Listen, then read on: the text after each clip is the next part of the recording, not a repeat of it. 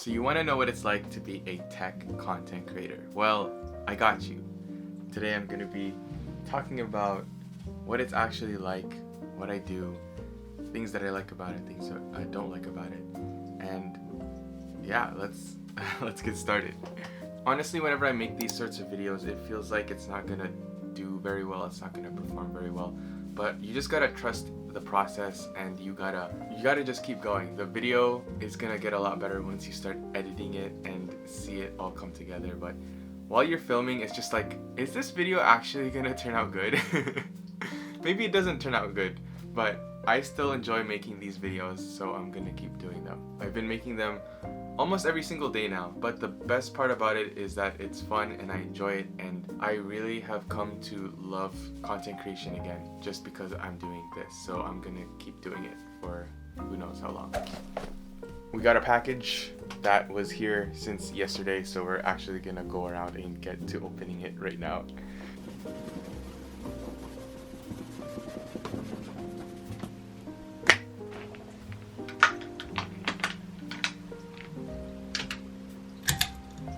So I shoot in landscape mode, but I do like to keep in mind the shot for the portrait mode. So what I like to do is to keep the shot in between the rule of thirds here. So just in between these two lines, and usually it turns out well in like my short form content.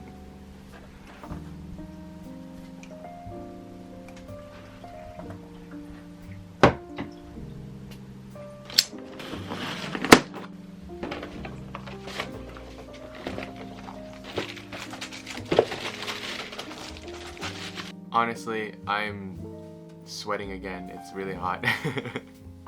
but this is pretty cool. I got a little care package from UAG, and they sent me a bunch of stuff. This is the first thing that I unboxed, which is the magnetic ring stand. It's super cool because it basically attaches to your phone through MagSafe, and it's not like a pop socket where it's there all the time. So you could take it off whenever you want. If you don't want to have it on there because it adds extra thickness, then you don't need it to be there. There's like a little ring that comes out at first that you can adjust because it's MagSafe, and then it gives you extra grip. But then it also extends out like this, and that's just the drawback of it being MagSafe, I guess. But it's not too big of a deal. If you extend it out like this, you get like a stand that you can adjust in portrait or landscape, and it's pretty cool. I really like it. I'm gonna definitely be using this thing. But they also sent me a couple of Apple Watch straps. I don't know why I blinked out there for a second.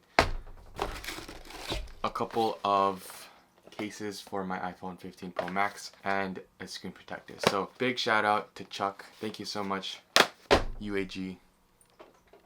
Awesome.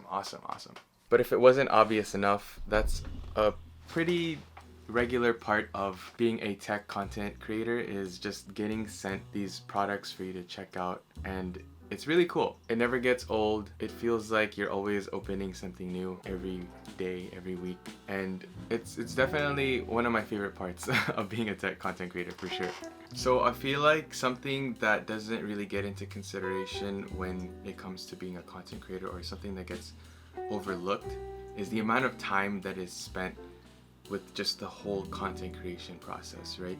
So not only are you testing out products, you're creating scripts for them, you're shooting the video, talking head if you're doing that, B-roll, and then you're editing the video. You have to choose music, sound effects, titles, along with getting ready. And to be the most efficient, you have to, get some sort of shot list down. And there's a lot of production, pre-production, and post-production happening.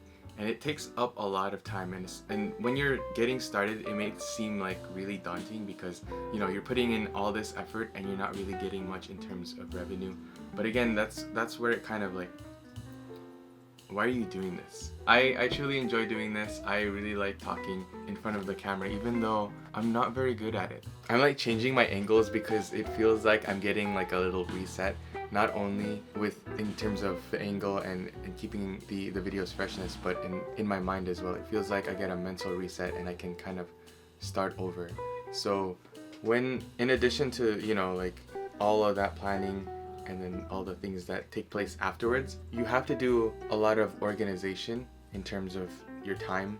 And what helps me a lot is blocking out my calendar. So it doesn't have to be too precise. I like to dedicate my first hour, even though it shouldn't take that long, to my morning routine, and it just gives me a little bit of free time as well. And then I would get into, and I'm flexible with this, it's to whatever I feel like doing during that time. So I'm talking about this because I feel like people would be curious on how I plan my day, because yeah, I do get to work on my own time, I get to work my own hours, but if you're not disciplined enough, the day can just go by just like that and you would get absolutely nothing done. So yeah, just block things out, and it doesn't have to be, you don't have to follow it to the exact T, because it's very hard to do that in real life. So just make sure to be flexible.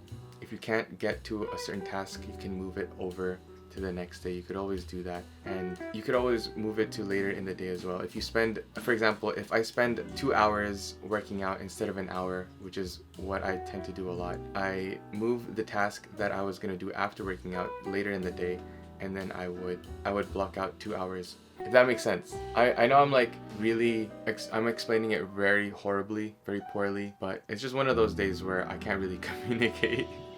And I don't really want to show my Google Calendar because there are some, you know, personal things there. But then maybe on certain days where I can show it, I will do that. So if you want to see a video of me planning out my day, maybe like a day in the life, make sure to leave a comment. It's kind of funny because I think that the past me would absolutely just dump the last take and be like, oh, why were you stuttering so much? You can't even get your point across. But I'm just gonna leave it in there.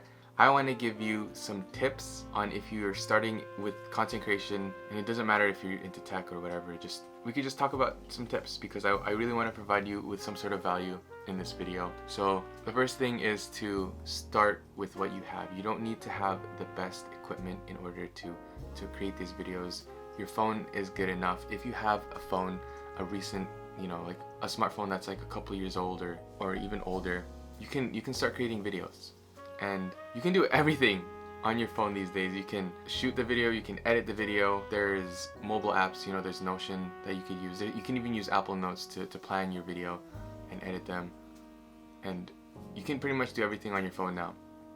I personally still prefer to work on a laptop, a MacBook, but it's totally doable. So if you're starting off, start with what you have. Another thing that everyone is talking about is consistency, and this is especially true. If you look at my past videos, you can see that I go from posting to a few months to inactive for a few months, and posting to a few months, and then inactive for a few months. And then, yeah, this is the only time in my whole content creation career where I'm consistent and I'm seeing results. Not only in terms of revenue or views, because I'm not really getting any of that, spoiler alert.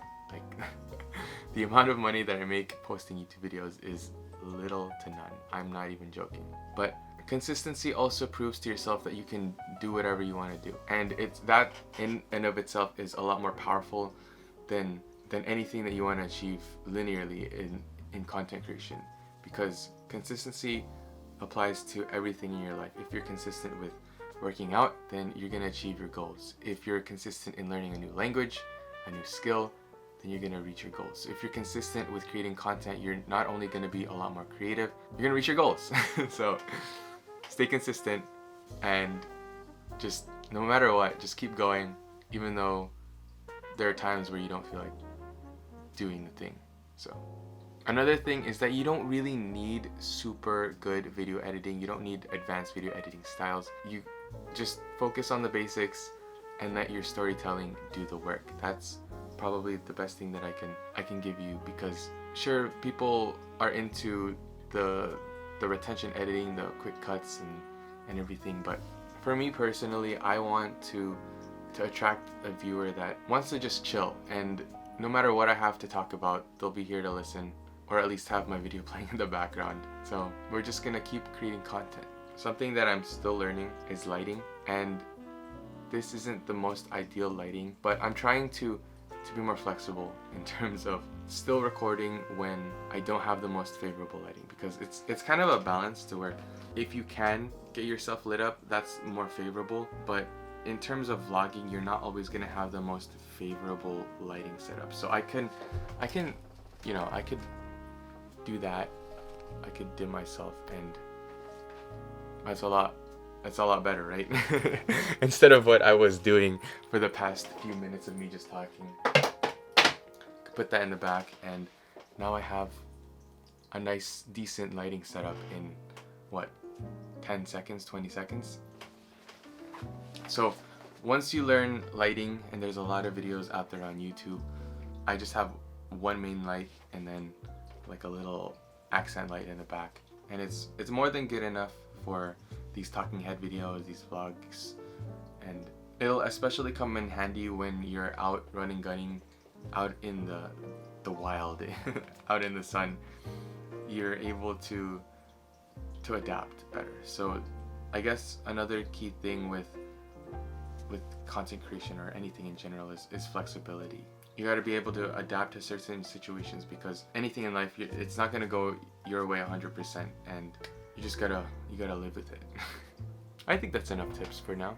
But yeah, that's the video for today. I hope you really enjoyed me talking about what it's like being a content creator, specifically in tech, and I hope you found value in those tips that I gave towards the end of the video. I didn't want it to be like, you know, like a super official video. I kind of wanted it to be more intimate, and have it be like a friend is talking to you, telling you these tips, instead of just it being so formal. So just like a little change of pace, a little bit of a different style, and I hope you enjoyed. If you did, you know what to do. Leave a like, thumbs up, comment down below what you want to see next, or if you have any other questions in terms of being a content creator, and subscribe if you haven't already. Anyways, thanks for listening.